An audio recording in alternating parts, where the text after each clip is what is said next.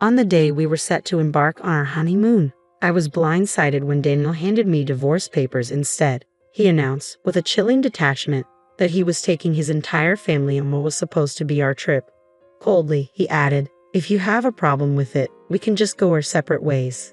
Internally, I was fuming, but I kept my composure and calmly responded, "Fine, but don't forget, I'm still my own person." His shocked expression gave me a fleeting sense of victory. My name is Samantha. I'm 37 years old, and I work in real estate, a career I genuinely love and find fulfilling. I'm fortunate to have supportive colleagues, but despite my professional success, my personal life feels stagnant. I don't have any hobbies, and I've never had a boyfriend before Daniel. A growing concern had been weighing on me as I watched most of my friends marry in their 30s. I was one of the few still single, and it didn't help that my younger colleagues were progressively leaving the company, which left me with a pang of loneliness. Then, through a mutual friend, I met Daniel. He was 3 years younger than me, with a comforting smile that immediately drew me in. He didn't talk much, he preferred to listen, but he always made sure my opinions were valued whenever decisions had to be made. Having no prior experience in relationships, I quickly grew attached to him. As our relationship evolved, I brought up the idea of marriage, and Daniel agreed without hesitation. Marriage is a huge commitment. It's planning a wedding, a honeymoon, building a new home together. I was eager for us to make these decisions jointly, but Daniel always deferred to me, never sharing his preferences. Over time, this made him feel distant, less reliable. My dissatisfaction with him began to grow, especially when his mother came into the picture. Daniel's mother was nothing like him. Where he was easygoing, she was overbearing, rarely considering my views and often imposing her own. "Samantha, once you're married, you'll quit your job and focus on the home, right? You're not getting any younger. If you wait too long, you'll have trouble having kids," she remarked during one of our first meetings. "Daniel is working hard, so as a woman, you should concentrate on the family. It's a wife's duty to support her husband." She adhered to such outdated beliefs. Ironically, I earned more than Daniel, something he didn't mind but had mentioned to his parents. His mother, however, looked down on this. "A woman who earns more than a man isn't charming. Can you even manage household chores? A wife should cook, do laundry, clean, and take care of her husband's health. Can you do that?" she challenged, clearly underestimating me.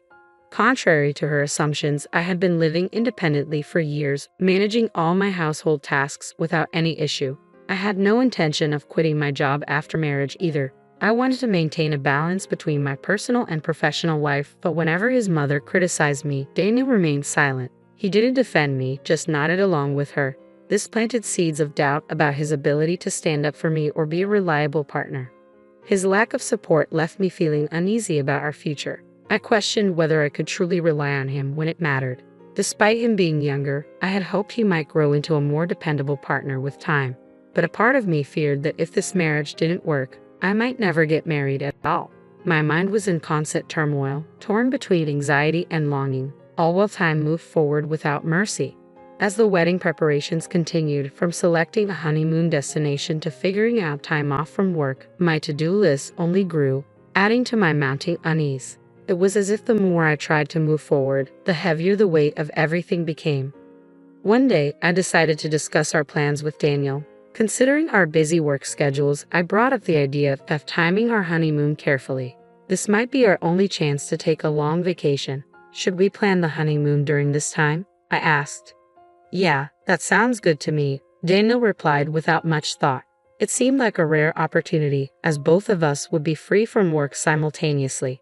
However, the wedding venue I had always dreamed of was so popular that it was fully booked for over a year.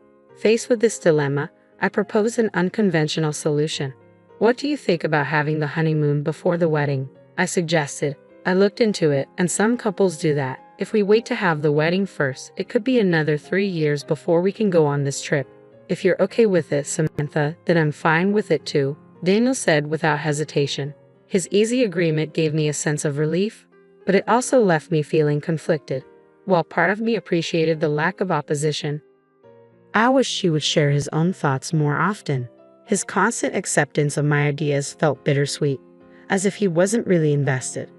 Still, I was glad that we could move forward without any disagreements, so I pressed ahead with planning our honeymoon and wedding. After much consideration, we settled on Europe as our destination. I had been torn between Florida and Europe right up until the last minute. Florida was closer, but I figured we could visit it anytime.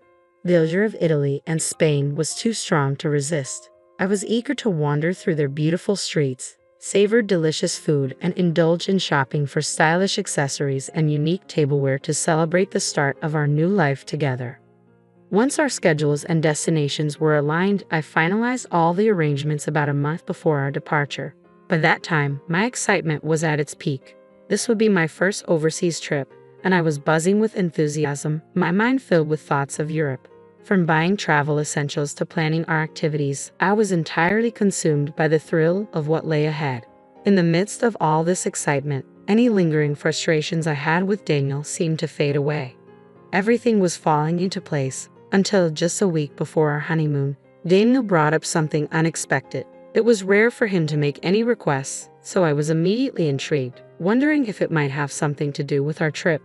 Maybe he had found a specific place he wanted to visit in Paris. Filled with curiosity, I waited for him to speak.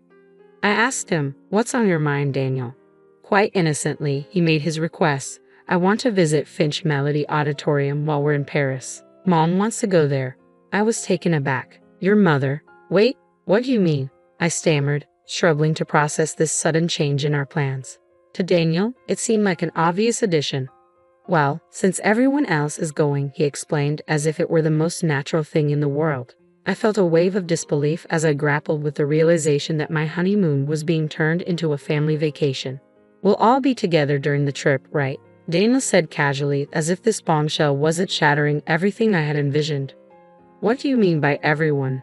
I asked, confused. "It's our honeymoon. It should just be the two of us." Daniel remained unfazed.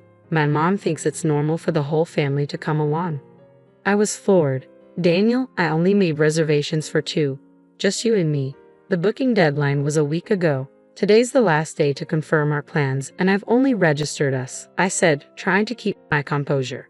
"It might still be possible for the whole family to join. If you talk to the travel agency, it might sort something out," Daniel suggested, his optimism almost infuriating.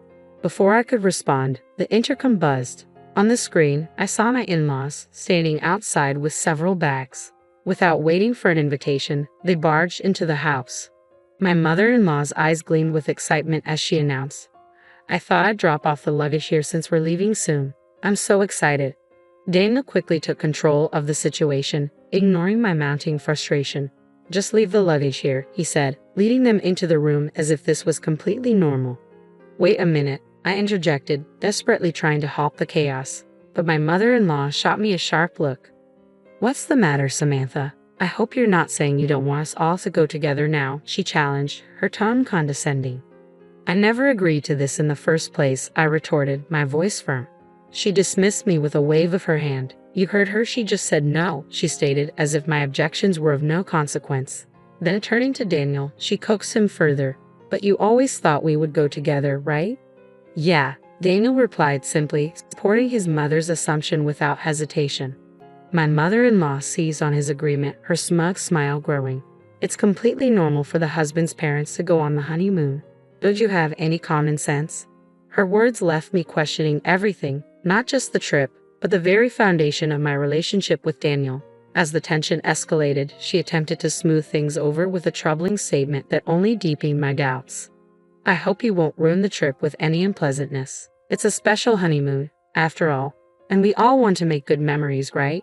My mother-in-law said, her voice dripping with condescension. "I'll make sure to teach you some common sense this week before we leave."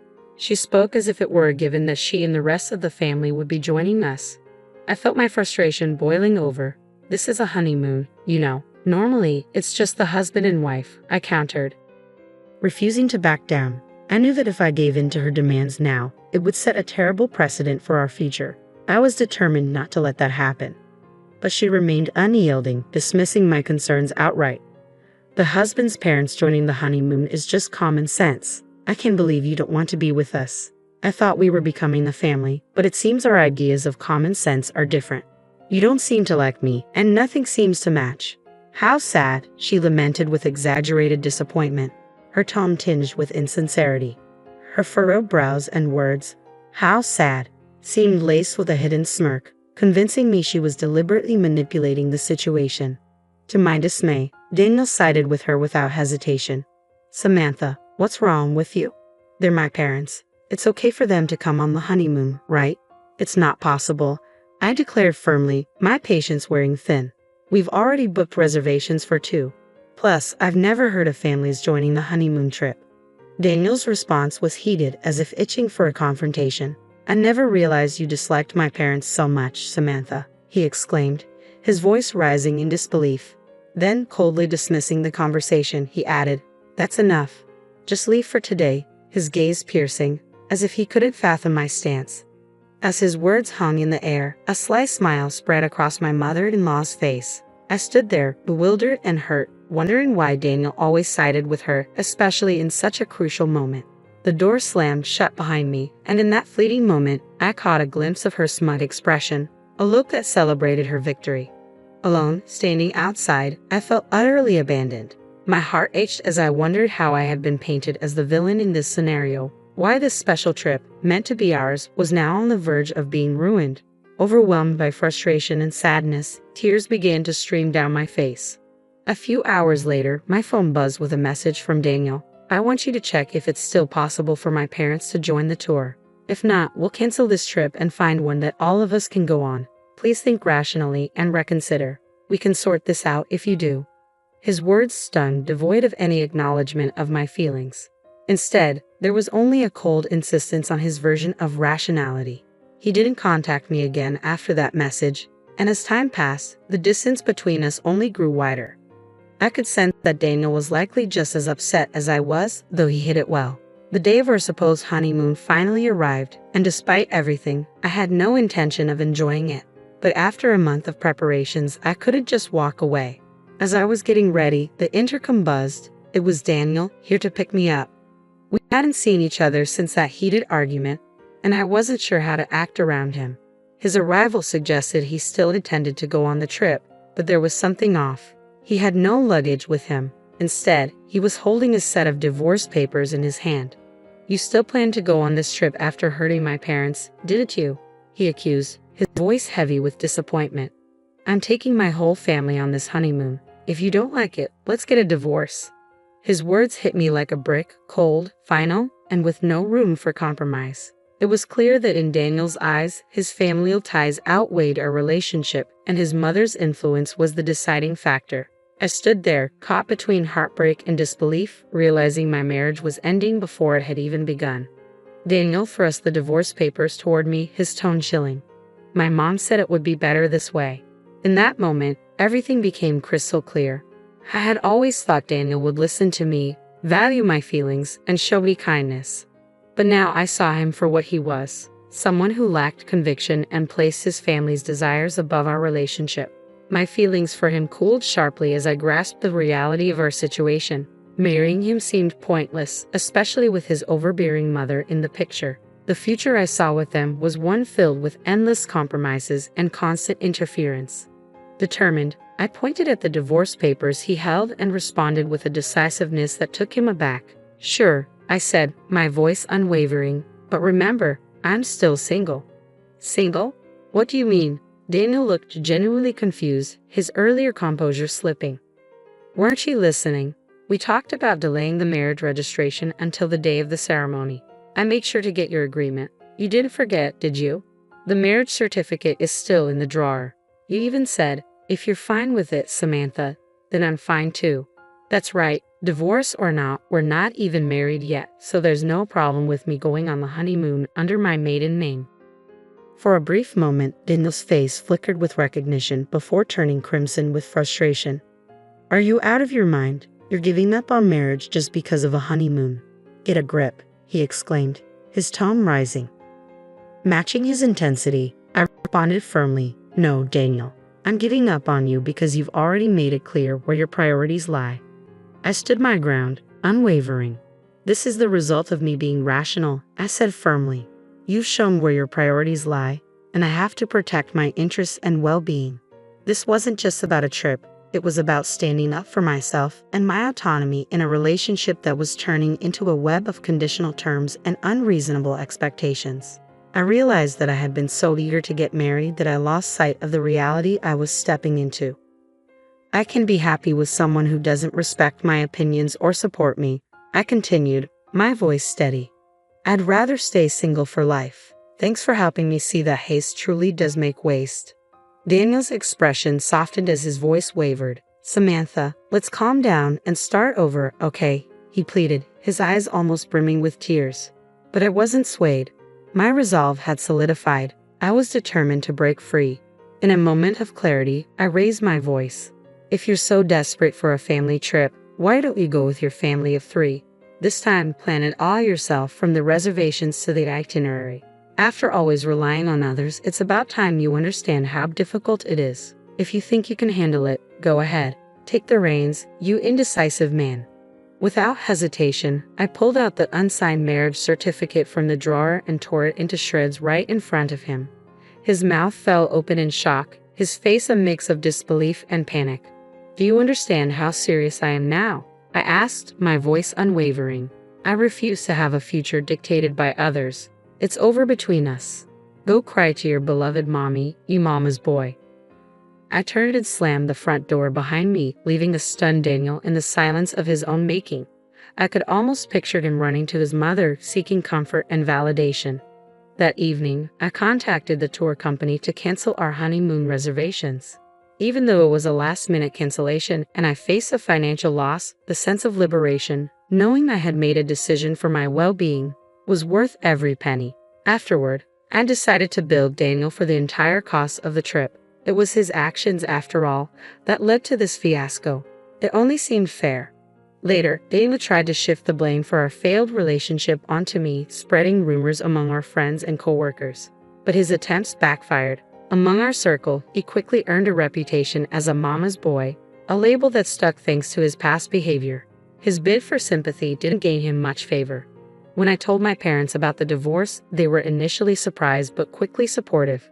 Marriage isn't the only path to happiness, they reminded me. As long as you're happy, that's all that matters. Their words were a great comfort during such a turbulent time. On a brighter note, this ordeal reignited my passion for travel. Instead of letting the honeymoon go to waste, I decided to take my first solo trip. Traveling alone to overseas destinations was daunting at first, but it turned out to be incredibly fulfilling.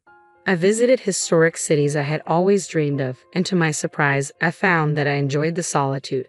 These solo adventures opened up a new realm of freedom and discovery for me. I began to love traveling on my terms, and now, I'm eagerly planning my next trip abroad. This new chapter of my life is one where I'm no longer defined by marriage or controlled by others' expectations. Instead, I'm embracing a life of exploration, of the world, and of myself.